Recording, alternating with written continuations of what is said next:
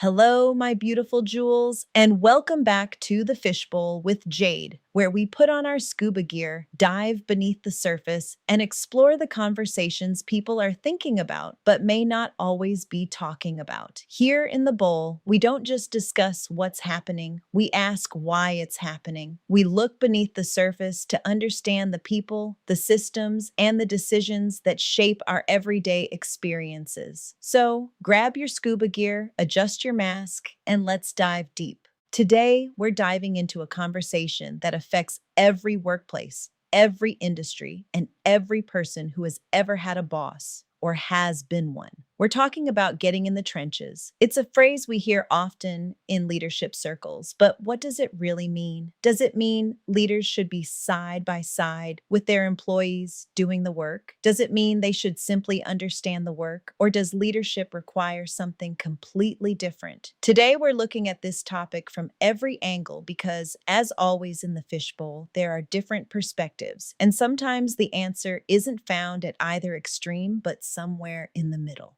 The phrase getting in the trenches originated from military warfare, where soldiers literally fought together in trenches, enduring the same conditions, dangers, and hardships. In today's workplace, the phrase has taken on a different meaning. It refers to leaders who roll up their sleeves, step into the day-to-day operations, and work alongside their teams when necessary. It's about understanding the challenges employees face instead of leading from a distance. But should every leader be expected to do this? Or is there a point where a leader's responsibility shifts away from doing the work and toward leading the people doing the work? That's the conversation. I've always admired leaders who weren't afraid to jump in when the workload became overwhelming. There is something incredibly powerful about watching a manager answer phones during a busy period, help stock shelves when deliveries arrive, assist with customers when lines become too long, or stay late because the team needs support. It doesn't happen every day,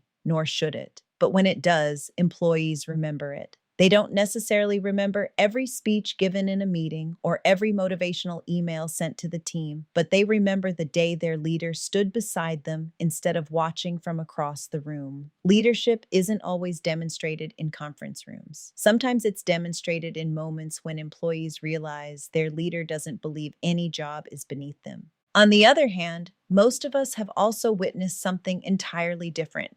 We've seen leaders standing off to the side while everyone else is rushing to meet deadlines, answer customers, solve problems, or manage an unexpected crisis. Whether they're reviewing reports, observing operations, or simply choosing not to get involved, employees notice. Fair or unfair, perception matters. When a team feels overwhelmed while their leader appears disconnected, questions naturally begin to form. Do they understand what we're dealing with? Do they know how difficult this really is? Would they even know where to begin if they had to do this themselves? Those questions often become more damaging than the workload itself because they begin eroding trust. Now, let's be fair because leadership isn't as simple as saying every manager should jump into the trenches every single day.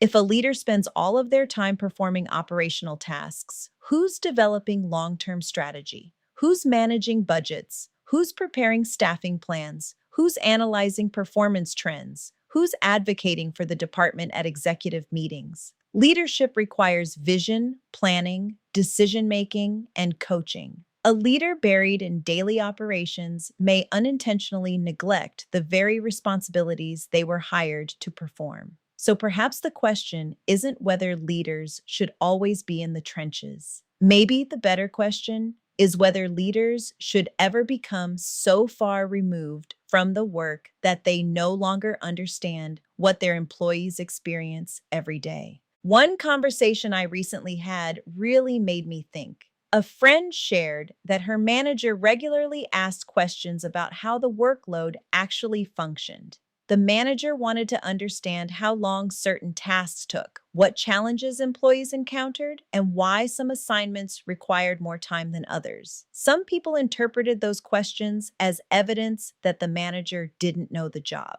I interpreted them differently. I saw curiosity. I saw someone attempting to understand before making decisions. I'd much rather work for a leader willing to admit, teach me, than one who pretends to understand while making decisions based on assumptions. Asking questions isn't weakness. In many cases, it's wisdom. But curiosity should never become permanent dependence. Eventually, leaders should develop enough understanding to make informed decisions without relying entirely on someone else to interpret the work for them. That brings me to something I've often wondered. How can leaders establish goals for work they've never experienced themselves? Organizations today rely heavily on key performance indicators, or KPIs. We measure productivity, quality, response times, customer satisfaction, efficiency, and dozens of other metrics. But where do those numbers come from? Are they developed by someone who truly understands the work? Or are they created by someone looking at spreadsheets and dashboards from an office several floors away, or perhaps hundreds of miles away? If you've never done the work, how do you determine whether answering 60 customer calls in a day is realistic? How do you know whether a 5-minute handling time produces quality service or rushed conversations? How do you know whether expectations are challenging or simply impossible? Numbers tell us what happened. They don't always explain why it happened. One of the greatest benefits of getting in the trenches is that it gives leaders context. Context is something reports and graphs can never fully provide. A dashboard may tell you productivity declined by 10%. Working beside your employees may reveal that a new software system added 3 extra steps to every transaction. A report might show increased call times. Sitting with employees could reveal that customers are confused because company policies recently changed. When leaders experience the work firsthand, they stop managing numbers and begin understanding people. And often, that's where the real solutions are found. I also believe getting in the trenches keeps leaders connected to reality. Processes change, technology changes, customer expectations change. What worked 5 years ago may no longer work today. Some leaders proudly say, I worked my way up. I've already paid my dues. That's admirable. Experience matters. But experience has an expiration date if it's never refreshed. The workplace evolves constantly. A leader who hasn't revisited operations in years may unknowingly be leading based on outdated assumptions. Staying connected doesn't mean returning to your old position full time. It means occasionally stepping back into the environment to understand how the work has evolved. Now, let's discuss delegation, because delegation is not the opposite of leadership. In fact, it's one of its greatest responsibilities.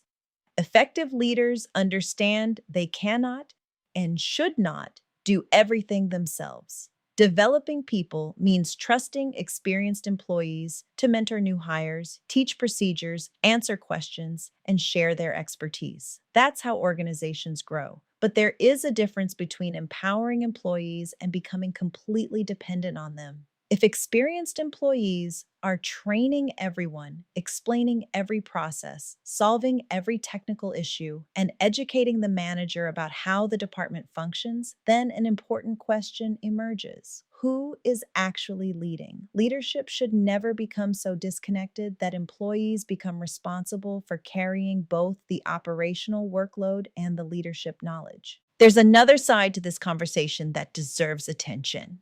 Sometimes employees don't actually want their manager constantly jumping into the work. Have you ever experienced a boss who insisted on helping but ended up slowing everyone down? Or a leader who couldn't resist correcting every detail, making every decision, and inserting themselves into every project? That's not getting in the trenches. That's micromanagement. Good leaders know the difference between supporting their employees and taking control away from them. Sometimes leadership means stepping in. Other times, leadership means trusting capable people to do what they've been trained to do. Wisdom lies in recognizing the difference. I also think we should ask whether every leader needs to know how to perform every job within an organization. The honest answer is probably no. A hospital CEO isn't expected to perform heart surgery. A university president doesn't teach every class. A city's mayor doesn't repair water lines. Large organizations require specialists with knowledge far beyond what one person could master. However, while leaders don't have to become experts in every task, they should understand enough about the work to appreciate the challenges, recognize quality performance, ask thoughtful questions, and make informed decisions. There is a difference between not knowing every technical detail and not understanding the work at all. Leadership is also teaching. We often think of leaders as decision makers, but some of the most influential leaders I've encountered were exceptional teachers. They coached, they explained, they demonstrated, they developed confidence in others. Teaching doesn't always happen in formal training sessions. Sometimes it happens during a difficult customer interaction. Sometimes it happens while solving a problem together. Sometimes it's simply explaining why a decision was made. If leadership is about developing people, then understanding the work becomes essential because it's difficult to teach what you don't understand. Yes, experienced employees should mentor others, but leadership should never become so distant that managers are unable to coach their own teams. Another interesting question is whether getting in the trenches actually earns respect or exposes weakness. Some leaders avoid asking questions because they fear employees will think less of them. They believe admitting they don't know something somehow diminishes their authority. Personally, I think the opposite can be true. Employees usually recognize authenticity. A leader who sincerely says, "Help me understand this," often earns more credibility than one who pretends to know everything while making poor decisions. Humility isn't the absence of confidence, it's the willingness to continue learning, regardless of your title. Employee morale is influenced by much more than salary or benefits. Employees watch everything. They notice who leaves early, they notice who stays late, they notice who checks on them during stressful periods. They notice who celebrates their successes. They notice who disappears when things become difficult. Leadership isn't only about giving direction, it's about setting an example. Sometimes the smallest actions create the strongest impressions. A leader spending 30 minutes helping during a crisis may build more trust than months of motivational speeches. People often remember how leaders made them feel more than what leaders said. This conversation also raises another important issue: promotion versus preparation. Sometimes people are promoted because they were outstanding individual contributors. Other times, they're promoted because they communicate well, solve problems effectively, or demonstrate leadership potential. Being promoted doesn't automatically mean someone knows how to lead. Organizations often spend years developing technical skills, but very little time developing leadership skills. Perhaps more companies should prepare future leaders by allowing them to experience every part of the operation before asking them to manage it. Understanding the work doesn't happen overnight. It happens through observation, participation, and continuous learning. So, what type of leader are you? Are you the leader who believes your responsibility ends with assigning work and reviewing reports? Are you the leader who jumps in every chance you get? Are you somewhere in between? Maybe the best leaders aren't the ones who spend all day in the trenches or all day in the boardroom. Maybe they're the ones who know when each is required. They understand that leadership sometimes requires strategy and sometimes requires sweat. They know when their team needs direction and when their team simply needs another pair of hands. I'll leave you with one final question, and I think it's the heart of today's discussion. If your entire team called in sick tomorrow, could you step in and keep the operation running? Not forever, not perfectly, but could you keep it moving? Could you understand the workflow? Could you recognize the priorities? Could you identify the challenges? If the answer is no, perhaps it's worth asking whether you've drifted too far away from the trenches. And if the answer is yes, ask yourself another question. Have you found the balance between understanding the work and empowering others to do it? Maybe getting in the trenches isn't about proving that you're willing to do every job. Maybe it's about making sure you've never become so disconnected from the work that you forget what it actually takes to accomplish it. Great leaders don't just measure performance, they understand the effort behind it. They don't simply create goals, they understand the work required to achieve them. They don't ask employees to go places they're unwilling to visit themselves. They inspire confidence not because they have all the answers, but because they're willing to learn, willing to listen, willing to teach, and willing to stand beside their teams when it matters most. Thank you for sitting in the bowl with me today. I hope this conversation challenges both leaders and employees to think differently about what leadership really looks like. Until next time, stay classy, stay curious, and keep evolving. Because leadership isn't defined by the title on your business card, it's revealed by how you show up when your team needs you most. I'll see you in the bowl on Spotify, Apple Podcast, Amazon Music, Good Pods, YouTube, Amazon Audible, and iHeartRadio. Search The Fishbowl with Jade. Stay classy, stay curious, stay ever evolving, and I'll see you in the next dive.